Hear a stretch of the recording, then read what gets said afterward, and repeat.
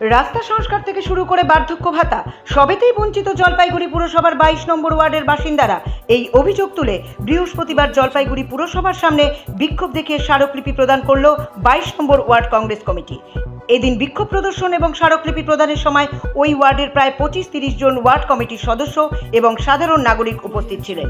22 নম্বর word Congress কমিটির সভাপতি রমেশ সরকার জানান, দীর্ঘদিন ধরেই আমরা নানান সমস্যার মধ্যে রয়েছি, তাই আজ বাধ্য হয়েই আমরা আমাদের অভিযোগ পুরসভার কাছে স্মারকলিপির মাধ্যমে তুলে ধরলাম।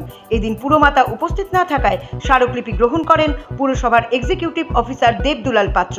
তিনি জানান, আমি বিক্ষোভকারীদের সাথে কথা বলে ওনাদের অভিযোগ শুনেছি, আমি নিজে গিয়ে সব খতিয়ে দেখার আশ্বাসও দিয়েছি।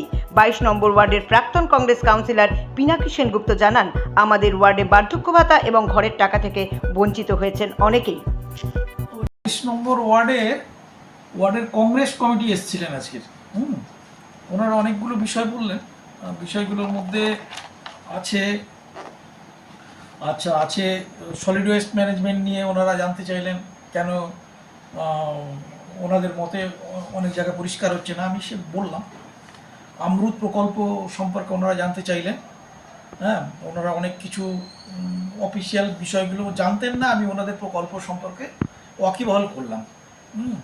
Old age pension, widow pension, কিছু মানুষ old age pension, widow pension পেতেন, কিন্তু পরবর্তীকালে আর পাচ্ছেন না। তার কারণটা আমি বলে দিলাম যে এখন তো আইএফএমএস এর মাধ্যমে ওটা দেওয়া হচ্ছে। এর ফলে ওনার ডকুমেন্টে কোনো জায়গায় স্পেলিংটা একরকম আছে, আধার কার্ডে একরকম আছে, ব্যাংকে স্পেলিং অন্যরকম হয়েছে। এর ফলে বেঁধে যাচ্ছে।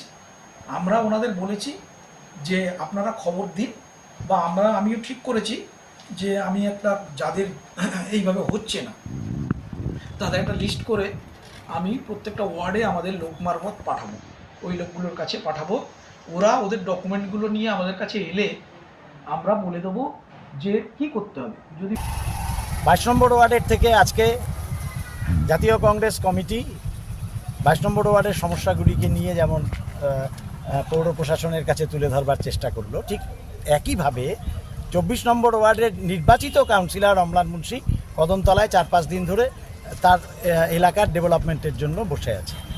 একে একে এরকম বিভিন্ন জায়গার থেকে সাধারণ মানুষ এবং আমাদের দলের পক্ষ থেকে জানানো হবে।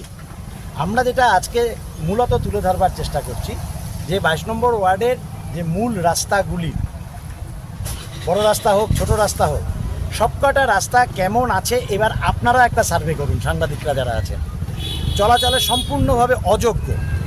এই যে মানুষগুলি সঙ্গে এসছেন, এই মানুষগুলির মধ্যে বৈজনাথদা কোথায় গেল? এই যে বৈজনাথদা এদিকে আসো।